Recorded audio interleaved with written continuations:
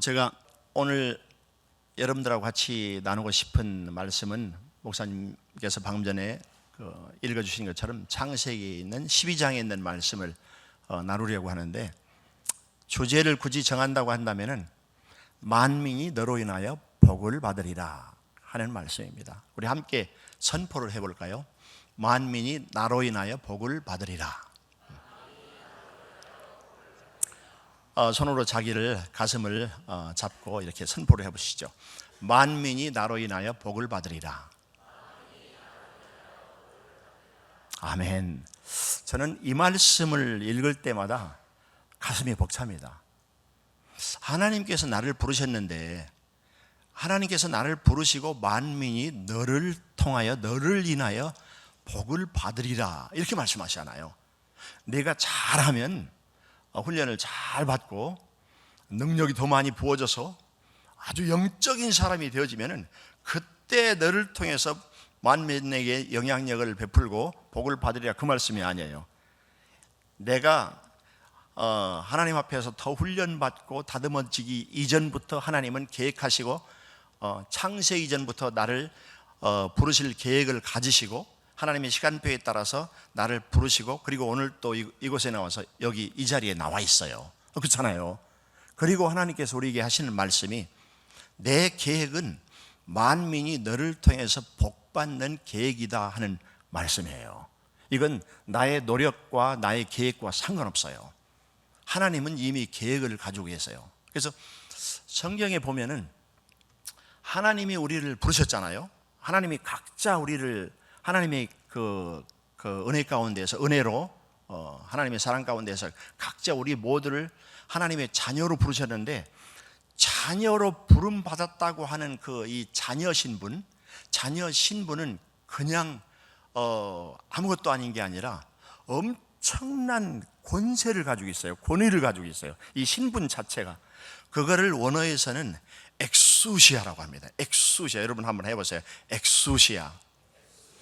엑수시아는 내가 기도를 많이 해서 얻어지는 게 아니에요. 내가 노력을 많이 해서 훈련을 많이 받아서 주어지는 게 아니라, 하나님이 선택하는 순간부터 주어지는 거예요. 경찰이 되는 순간부터 호루라기 이 힘이 있잖아요. 휙 하고 손을 들으면은 모든 차량이 전부 다 쓰잖아요. 이거는 그 사람의 인격과 관계없이 신분이에요. 하나님이 우리를 자녀로 부르셨는데, 그 자녀, 그 신분 배후에 엄청난 권세, 권위가 있는데, 원어에서는 그건 엑수시아라고 하는데, 엑수시아는 하나님의 권위를 보여해 주시는 거예요. 이 세상적인 그런 권세 그런 것이 아니라, 그 신분은 엄청난 파워를 나타내는데, 그 사람이 할 수 없는 파워를 드러냅니다. 예를 들어서 하나님의 종이 홍해 앞에 섰을 때 하나님 말씀대로 순종을 하니까 지팡이를 잡고 홍해를 이렇게 향하라 했을 때 순종하니까 홍해가 갈라지잖아요. 그 신분, 그 권세가 엑수시아인데, 이 엑수시아를 그 신분을 소유하고 있는 사람이 경험할 수 있는 것이 dynamit라고 하는데, dynamis, 그래서 영어의 dynamite, 이게 dynamis 원어에서 온 것이거든요. 이 dynamis 능력은 사람이 할 수 없는 하나님의 능력을 말해요. 하나님만이, 하나님의 사이즈로 하실 수 있는, 하나님만이 하실 수 있는 그 능력을 dynamit라고 해요. 그래서 바울은 연약한 자기의 그 영적인 아들 디모데를 향해서, 디모데야, 내가 이제 에베소에 가서 목양을 잘해야 될 텐데, 내가 다른 것을 의지하지 말고 예수 그리스도의 은혜 가운데에서 강하여지라. 예수님의 은혜 가운데에서 강해지라고 이렇게 권면을 합니다. 그런데 그 말씀이 바로 그 말씀이에요. 엔 두나무 이렇게 나오는데, 강하여지란 말은 훈련받아서 네가 더 훌륭한 사역자로 이렇게 변화라는 것이 아니라, 네가 강한 두나미스 안에 거하란 말이에요. 그냥 강한 예수님 안에 거하면 강해지는 거예요. 이거는 훈련받아서 되는 게 아닙니다. 예수님을 영접하는 순간에 그 능력을 행사할 수 있는 그런 신분을 얻는다는 거예요.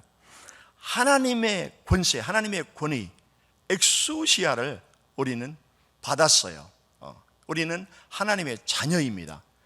그냥 자녀가 아니라 하나님의 권위, 권세가 이미 부어졌어요.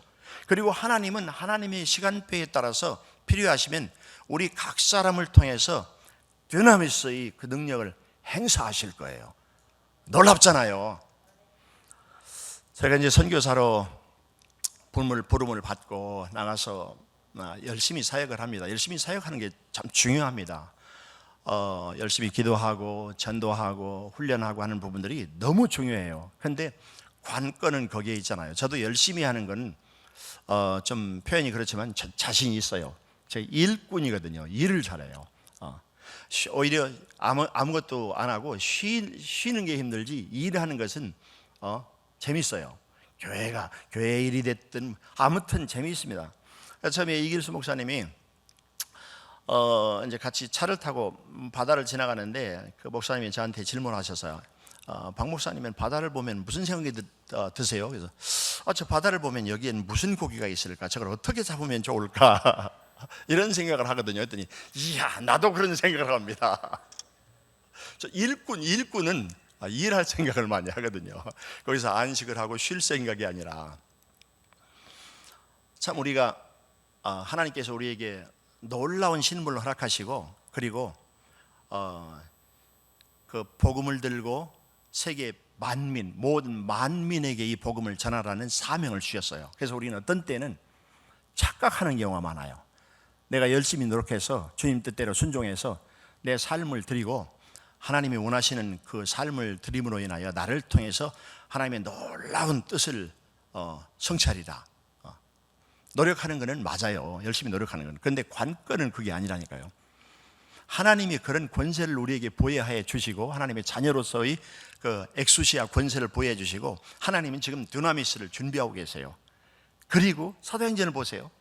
사도행전은 3년 반 동안 예수님을 쫓아다닌 그 제자들을 예수님이 하루는 이렇게 보시면서 승천하시기 전에 하시는 말씀이 복음이 전 세계 만민에게 전파될 것이다.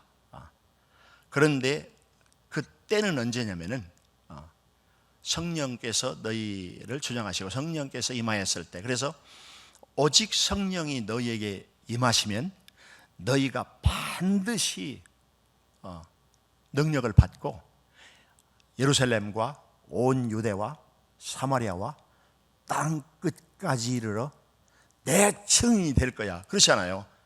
그러니까 주님이 하실 일을 이미 보여주세요. 너희들이 열심히 쫓아와야 되지만, 기도하고 말씀 보고 전도하고 열심히 해야 되지만, 관건은 우리에게 있는 게 아니에요. 어떤 때는 하나님의 관심은 나에게 있는데 나의 관심은 사역에 있잖아요. 주님께 향하지 않고.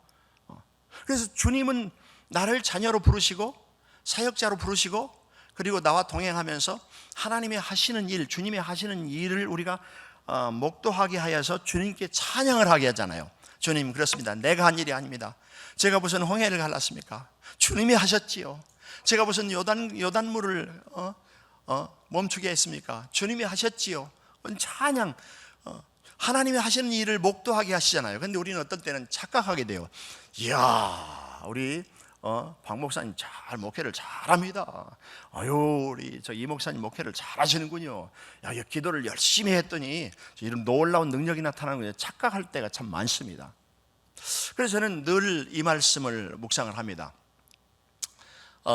창세기 12장 오늘 본문의 말씀은 하나님께서 우리를 부르셨어요. 하나님의 자녀로 부르셨어요.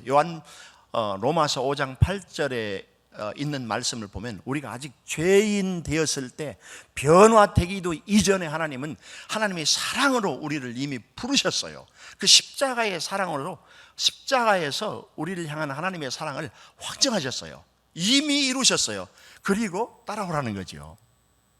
신앙생활은 사실은 쉽고 어렵다는 그런 차원이 아니라 엄청난 기쁨이 있고 안식이 있고 힘이 있어요. 그잖아요. 예전에 우리가 알지 못했던 그 하나님을 알게 되잖아요. 우리가 하나님을 다 알 수는 없지만 하나님께서는 우리에게 조금 보여주시면은 그 조금 알고 우리는 엄청난 힘이 생겨요. 생명이 변화되고 삶의 이유가 바뀌고 안식을 얻게 되고 평화를 얻게 되고 사람이 줄 수 없는 그런 평화들, 그리고 사역 현장에서도 놀라운 사역들의 변화가 나타납니다. 조금 함께 하시는데, 조금 보여주시는데 내가 했다고요? 우리가 했다고요? 그건 복음이 아닙니다. 복음은 우리가 하나님이 하시는 일들을 보면서 우리는 박수치는 거예요. 찬양하는 거예요. 위대하신 아버지 하나님, 주님께만 영광을 돌립니다. 그래서 오늘도 이제 이 자리에 나와서 그런 부분들을 같이 좀 나눴으면 좋겠는데요. 만민이 너로 인하여 복을 받으리라. 그래서 하나님께서 우리를 복으로 부르셨잖아요. 복으로. 하나님은 복의 근원 되십니다. 근데 우리를 그냥 조금 하나님의 복을 우리에게 주신 게 아니라 복으로 삼으셨어요. 근원 되시는 하나님께서 이 복은 그냥 뭐 좀 건강해지고 좀 기쁨을 얻고 일상적인 생활에서 남보다 좀 더 누려지는 어떤 그런 복이 아니라, 이건 상상할 수 없는 영적으로, 마음으로, 육적으로 모든 면에서의 완벽한 복을 말씀하잖아요. 그래서 만민이 너로 인하여 복을 받으리라 고 우리에게 말씀을 하십니다. 당시 아브라함을 부르시고 하나님은 아브라함에게 너로 인하여 만민이 복을 받을 거야 하고 이 하나님의 계획을 말씀해 주세요. 아브라함은 그 말씀을 들을 때 아브라함은 알았어요. 아브라함을 통해서 하나님이 무슨 일을 하실지. 우리는 흔히 그런 하나님의 계획을 발견했을 때 비전을 받았다고 그러잖아요. 비전.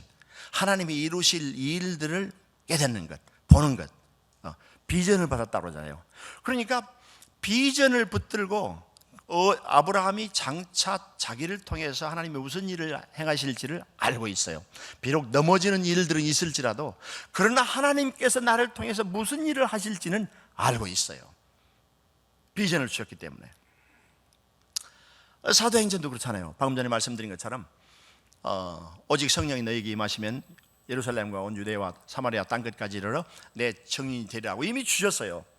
복음이 앞으로 전파될 텐데, 너희가 제자들아 너희가 너희 힘으로 인하여가 아니라 합심해서 같이 노력해서 되어지는 것이 아니라 내 계획 가운데 이미 있는데, 너희가 앞으로는 놀랍게 쓰임을 받을 거야. 전 세계로 나가면서 복음이 너희들을 통해서 너희가 예수님을 증인, 나를 증거하는 증인으로 설 거야. 그때는 언제냐면은 오직 성령이 only one, 오직 성령이 주장할 때, 하나님의 시간표, 성령이 너희에게 임하시면은 엑소시아의 너희 신분이 이제 풀어지는데, 근데 두나미스의 그 역할들이, 놀라운 능력들이 나타나는데 너희가 그 일들을 보게 될 거야 하면서 비전을 주세요. 하나님의 계획을, 주님의 계획을 말씀하세요.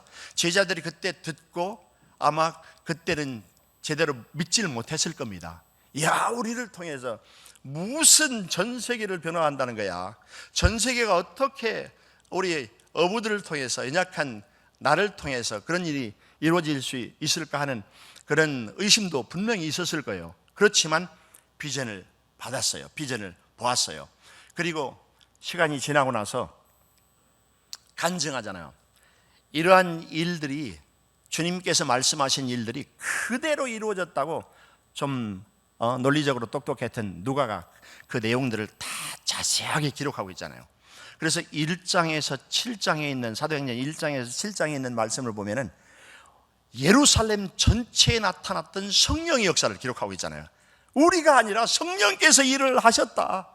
봐라, 데오빌로 각하여, 우리가 한 게 아닙니다.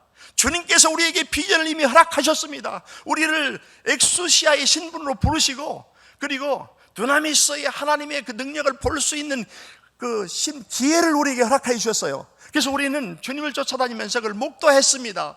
성령께서 하셨습니다. 사도행전이지만 실은 성령의 행전이잖아요. 성령님이 하신 일들, 그런데 사람을 통해서 하신 일들. 베드로가 나가서 메시지를 선포하니까 3,000명이 돌아와요. 하루에 메시지를 통해서, 그러니까 하루에 안진뱅이 3장에 보면은 베드로와 요한을 항상 멤버더라고요. 영적인 멤버. 그래서 베드로와 요한이 그날 따라서 성령께서 특히 감동을 하셨나 봐요.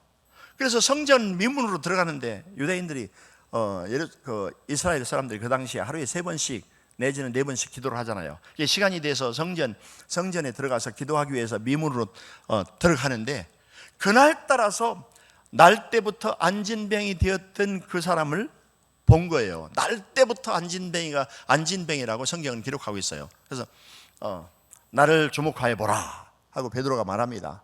그러니까 무엇인가 얻을까 하여 바라보았어요. 그때 베드로가 한 말이, 난 돈을 안 가지고, 난 금, 은 이런 걸 가지고 있지 않다. 그러나 내가 가지고 있는, 내가 소유하고 있는 나사렛 예수 그리스도의 이름으로 선포하느니 일어나 걸으라. 이야, 놀랍잖아요. 다른 때는 그런 감동이 없었어요. 그런데 성령께서 그날 따라서, 하나님의 시간표에 성령께서 두나미스를 능력을 그날따라 성령의 감동을 통해서 주시는 거예요. 그래서 그날 바로 선포하니까 일어나서 걷기도 하고 뛰기도 하면서 베드로 요한을 놓아주질 않고 붙들고 못 가게 만들고, 그리고 예수님에 대해서 더 설명해 달라고 하는 그 분위기를 기록하고 있잖아요. 팔을 잡고 예수에 대해서 더 설명해 줄 것을 간구하면서 많은 사람들이 솔로몬 마당으로 모이잖아요. 많은 사람들이 모이는데, 여러분 보세요. 이 일을 통해서 임시 집회가 한번 열렸어요. 계획되지 않았던 임시 부흥회가 열렸는데 남자의 수만 5,000명이랍니다. 그 당시 예루살렘의 그 인구는 약 한 4만 명 안팎, 많아봐야 뭐 6, 7만 명, 적어도 한 3만 명 이상, 한 4만 명으로 볼 때 남자의 수만 5,000명이 모였다고 생각하세요. 거의 다 온 겁니다. 거의.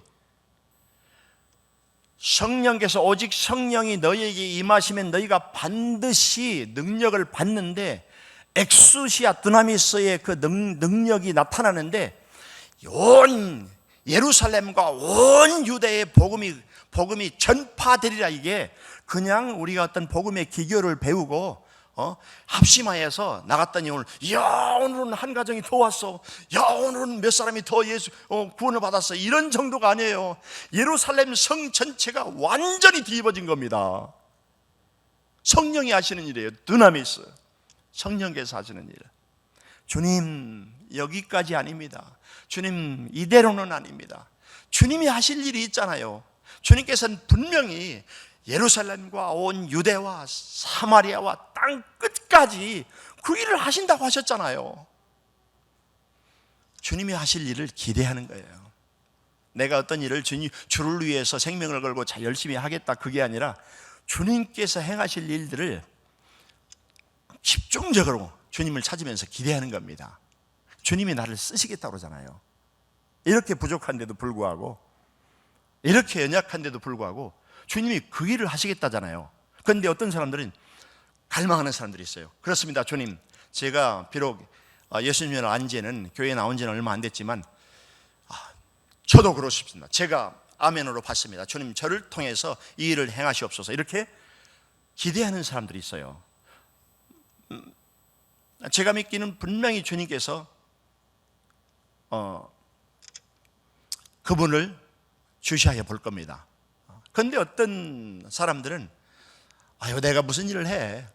나는 이제 교회 나온 지도 얼마 되지도 않았는데, 예수 믿은 지 뭐 얼마 되지도 않았는데, 그리고 나는 목사님도 아니고 전사님도 아니고 장로님도 아닌데 내가 무슨 일을 할 수 있을까? 이런 생각을 하는 사람도 있어요.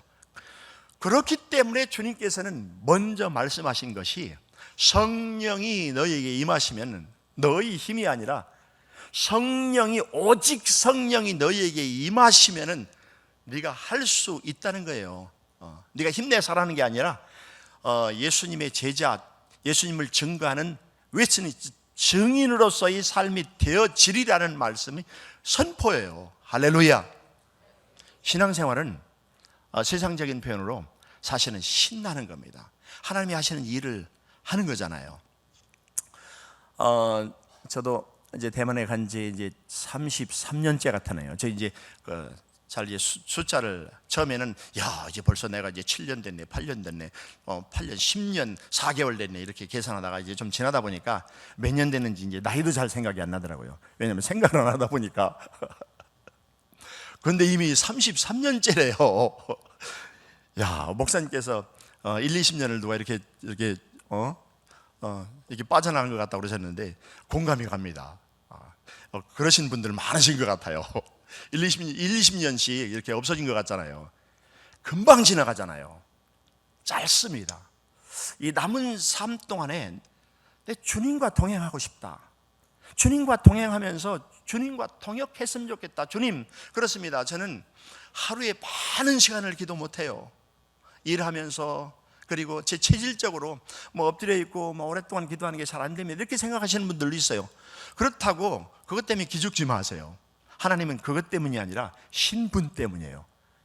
내가 분명히 하나님께서 선택하신 자녀라고 한다면 엑수시아의 신분이 이미 있어요. 단지 중요한 것은 인정하고 동의하고 하나님 앞에 섰느냐, 이것이 중요한 겁니다.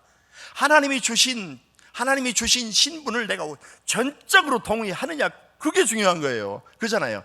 여러분, 우리가 기도를 하면은 기도를, 어떤 분들은 기도를 하루에 7시간, 제가 아는 어떤 한 목사님은 하루에 18시간씩 기도를 했어요. 그러니 18시간씩 기도하니까 하늘문이 열리고 영적인 부분들이 보인다고 그러시더라고요. 많은 어떤 비밀한 일도 나타나고 그런데, 사실 우리가 볼 때는 24시간 중에서 1시간과 18시간 차이가 엄청나잖아요. 하나님이 보실 때에는 하루에 고작 24시간 기도한다고 하니? 그러실 수 있잖아요. 아니, 하루에 적어도 100시간은 기도해야지. 아니, 하루에 20시간밖에 없는데, 그러니까 양으로 자랑하지 마. 우리는 정말 삶 가운데에서, 그래서 바울은 시간을 자랑하지 않고, 바울이 갈라디아서 5장에 보면은 쉬지 말고 기도하라고 그러잖아요. 쉬지 말고. 바울은 그 비밀을 알았어요.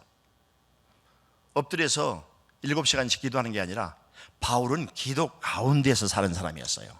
기도 가운데에서 밥을 먹고, 기도 가운데에서 잠을 자고, 주님의 마음 가운데서 생활하는 사람이 할 수 있는 말이 안 쉬고 기도한다. 축구하면서도 기도하고, 말다툼하면서도 기도하고, 부부싸움하면서도 기도하는 사람. 그럴 수 있잖아요. 부부싸움 하면서도 주님, 절제력을 도와주세요. 전 지금 한계 상황에 왔습니다.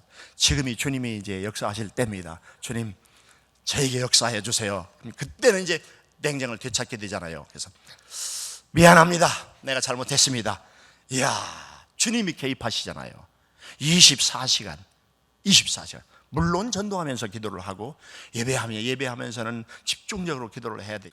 하나님께서 우리를 복의 통로로 부르셨어요. 복의 통로로. 복의 통로입니다. 나는 복의 통로입니다.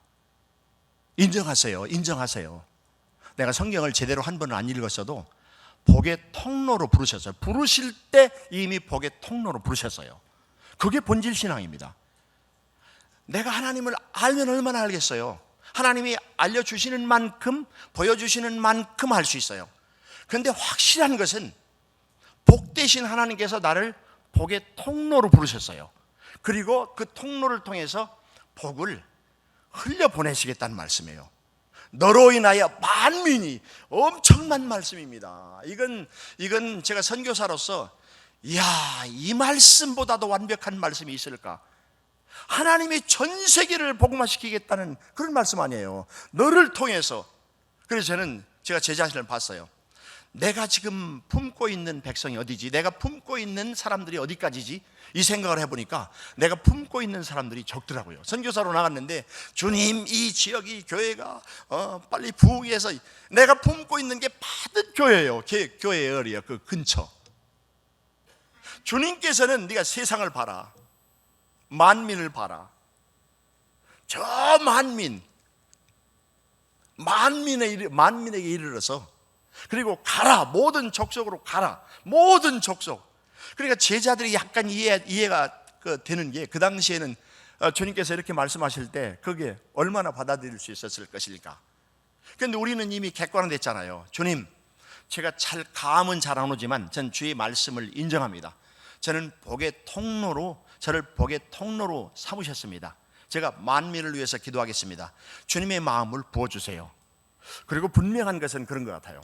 하나님께서 나를 통해서, 복의 통로를 통해서 복이 흘러가게 하실 때에는 내가 내 가슴을 보면서 알 수 있어요. 어디까지 내가 품을 수 있는지. 가족을 품는 사람들은 가족의 복의 통로, 영적인 리더로 세워질 수 있어요. 전체 이 셀을 품는 분들은 이 셀의 영적인 리더가 될 수 있어요. 그런데 이 지역을 품는 분들은 하나님께서는 지역의 영혼들을 붙여주실 것입니다. 두나미스를 통해서, 하나님의 놀라운 일들을 통해서. 그러니까 그 일을 위해서 우리가 해야 될 일들은 있어요. 떠나는 거예요. 떠나는 것. 떠나라. 그래서 하나님이 아브라함을 향해서도 너는 떠나라. 내 집과 아비와 친척 떠나라. 그리고 내가 지시할 땅으로 가라. 떠나는 거잖아요. 어떤 면에서 한국을 떠나서 대만으로 가는 거는 쉬울 수 있어요. 근데 자기 가치관에서 떠나는 것, 자기 습관, 자기 자아에서 떠나는 거는 이건 쉽지 않아요. 그리고 지금은 떠날 필요도 없어요. 특히 이번에 와서도 보니까 전 세계 사람들이 다 와 있는 것 같아요. 특히 무슬림 사람들이 이미 다 와 있어요. 광주에도 뭐 여기저기 전남대를 가보니까 막 여기저기 이 문화가 각 나라의 문화들이 이미 퍼져나가고 있어요. 그래서 우리 선교사님들이 서로 말씀했습니다만, 이야, 한국 이렇게 나가다는 큰일 나겠다. 우리가 빨리 볼 것을 보고 주님 앞에 나와서 찬양하면서 하나님께서 주님 이 지역을 주님 복음으로 열어주세요 하고 기도해야 되는데, 예전 같지 않잖아요. 상상도 못할 지금 어떤 그런 영적인 분위기가 지금 되어지고 있잖아요. 애국이나 나가면 볼 수 있는 그런 환경들이 이미 여기에서는 아주 참 안 좋은 조건들로 지금 변하고 있어요. 그런데 주님 안에서 믿음의 눈으로 볼 때는 주님께서 이미 모든 족속, 모든 나라의 사람들을 이곳으로 보내주시고 계시는구나. 그러면 나갈 필요 없어요. 여기서 그냥 전하면 돼요. 학생은 학교에서, 여기 지역에서 사는 사람들은 지역에서 만나는 사람들 많이 만나잖아요. 떠나면 가능합니다. 자기 생각과 판단과 자기 가치관을 떠나서 주님 중심적으로 서면은 그게 보입니다. 왜냐하면 하나님께서 지금 하시고자 하시는 일이 있거든요. 우린 다른 건 잘 모르지만, 그렇지만 이미 모든 족속이 와 있어요. 지금 나가는 선교가 아니라 있는 자리에서 어떻게 주님께서 무슨 일을 하시려고 하시는지 그것을 봐야 됩니다. 그러면 주님께서 그 일을 감당하실 것입니다. 그리고 동시에 가라, 내가 지시할 땅으로 가라 하는 말씀은 그냥 복 되신 하나님, 복의 근원 되신 하나님께서 우리에게 내게 복을 주겠다 하는 복의 수혜자로서의 그냥 복을 주시는 것이 아니라 내가 복을 받고 그 복을 흘려보내게 하기 위한 사명도 주시는 거예요. 통로로 너를 복으로 삼겠다. 그리고 내가 너로 인하여 만민이 복을 얻으리라. 이런 이 말씀은 복을 흘려보내시겠다는 말씀이에요. 이건 주님의 계획이에요. 동시에 우리에게 주신 사명입니다. 그리고 주님께서 무슨 일을 하려고 하시는지 비전을 보면은, 그러면은 이 시대에 하나님께서 무슨 일을 하시려고 하시는지 이제 좀 감이 오는구나. 그리고 주님을 기도하고 찬양하고 기대하고 자기 자신이 주님께서 주신 신분에 동의하고 굴복하는 겁니다. 주님, 그렇습니다. 제가 그 자리에 서기를 원합니다. 제가 그곳에서 주님의 행하심을 보기를 원합니다 하고, 그래서 신약의 그 바울의 해석을 보면 갈라디아서 3장 8절에 있는 말씀은 또 하나님이 이방을 믿음으로 말미암아 의롭게 하실 것을 성경이 미리 알고 아브라함에게 미리 복음을 전하되 모든 이방이 너로 말미암아 복을 받으리라. 그리고 갈라디아에서는 우리를 향해서 아브라함의 그 후손이라고 그러잖아요. 아브라함의 후손은 아브라함에게 주셨던 사명과 복을 동일하게 주어 주십니다. 우리가 아브라함의 후손이잖아요. 아브라함에게 주신 약속이 우리에게도 동일하게 적용이 됩니다. 모든 족속 너희는 가라. 모든 만민에게, 만민이 너로 인하여 아브라함으로 인하여 복을 얻으리라. 만민이 나로 인하여 복을 얻으리라. 예향교회가 참 귀해요. 이번에 와서도 목사님 사모님이야 이제 오랫동안 알면서 교제하면서 참 하나님께서 주신 귀한 은혜 이런 부분들을 알고 있지만, 이번에도 이상보 목사님이 또 말씀도 하셨지만 한 분 한 분 장로님들을 뵈면서 참 그 장로님들이 참 귀하다 그걸 느껴요. 그리고 한 분 한 분 성도님들을 보면서 심지어는 오늘 예배로 나가는 한 분 한 분을 보면서도 막 주님을 향한 그 열정이 느껴집니다. 한 분 한 분, 한 사람 한 사람 다 느껴져요. 심지어는 교회 복도를 지나가면서 꼬맹이들이 저기 멀리 앉은 그 아이들이 초등학교가 될까 안 될까 싶어요. 4명, 5명이 앉아서 이렇게 손을 흔들면 막 손을 흔들면서 거기서 인사를 해요. 그래서 이야, 이 교회는 참 은혜가 있다, 귀하다. 전부 다 목사님 사모님 닮고 있구나. 전부 다 목사님 사모님 사랑하는 마음, 하나님을 사랑하는 마음, 사람을 사랑하는 마음이 이제 막 이게 주님께서 이 교회 가운데에서 그냥 영향력을 확대해 주시고 계시는구나. 왜? 하나님은 지금 이 시대에, 특히 이 시대에 하나님 중심적인 사람들이 일어나야 돼요. 그런 교회가 세워져야 됩니다. 그렇잖아요. 그래서 제가 원래는 사도행전 6장 1절부터 7절에 있는 말씀, 특히 사도행전 6장 4절에 있는 말씀을 전하려고 준비했다가 오늘 아침에 바꿨어요. 왠지는 모르겠지만 하여튼 바꿨어요. 근데 그 요점이 뭐냐면은 초대교회가 갑자기 부흥하면서 문제들이 많이 나타나잖아요. 그러니까 그 당시에 사도들이 결정하기를, 이제 우리 사도들은 이 일에 너무 빠지지 말고 구분해야 되겠다. 사도들이 할 일을 정확히 우리가 해야 될 일을 해야 되겠다. 그 일이 뭐냐면은 여러 사람들 섬기는 일에 우리가 너무 바쁘지 말고 기도하는 일과 말씀 사역하는 일에 전무해야 되겠다. 이것이 우리의 본분인데, 그거를 영적인 통찰력으로 그것을 깨달았어요.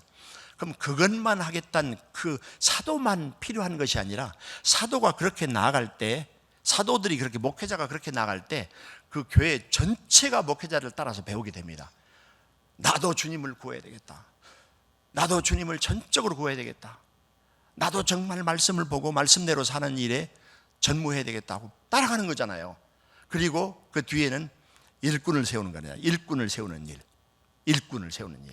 그래서 지혜가 충만하고 성령이 충만하고 그리고 인간관계가 좋은 분들, 이런 분들을 일꾼들을 세우면서 각 곳에 필요한 곳에 일꾼들을 세워나가겠구나. 전 요즘에 왜 이 부분을 나누고자 했느냐면은, 계속 하나님께서 저에게 주시는 감동이 뭐냐면은, 필요한 부분이 아이들을 예수님의 제자로 키워내는 일 그 외에 한 교회가 정말 주님 중심적으로 세워지는 것이 너무 귀해요. 그런데 거기에는 무슨 일을 포함하고 있느냐면, 지역마다 루디아의 집 같은 그런 기도처, 경배처가 세워지는 거예요. 눈바와 같은 그런 기도처, 경배처가 세워지는 일이에요. 다락방, 사도행전에 나오는 다락방과 같이 전적으로 주님을 찾는 기도처, 경배처가 세워지는 일이에요. 학교에도 세워지고 가정에도 세워지고, 가정에서도 그런 일이 그런 기도처, 경배처가 세워져야 됩니다. 경배가 없고 기도가 없는 가정이 얼마나 많아요. 그래서 영적으로는 무너진 가정이 얼마나 많습니까?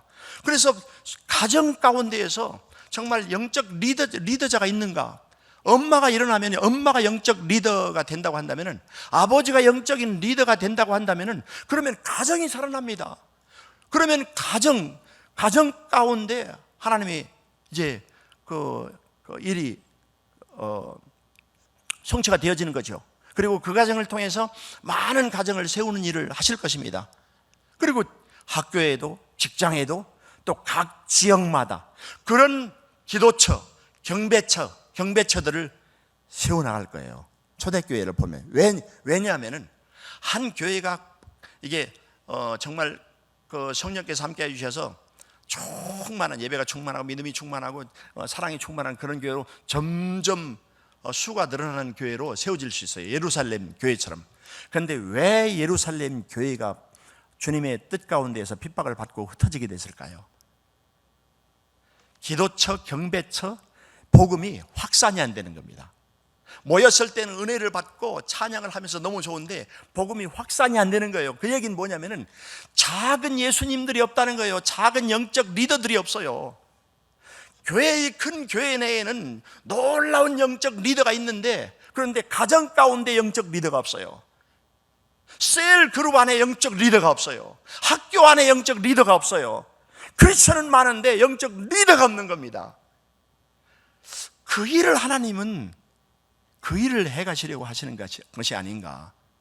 그래서 제가 이번에 전남대학교 거기 기도처, 경배처 거기를 다녀오고 나서 하나님이 이 일을 지금 해 나가시고 계시는구나.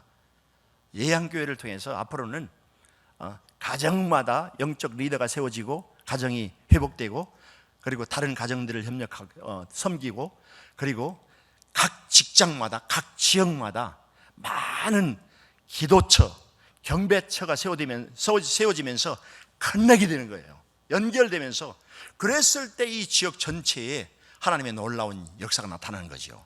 생각만 해보세요. 가슴 벅찬 일입니다. 하나님이 그 일을 하시겠다는 거예요. 뭐를 통해서?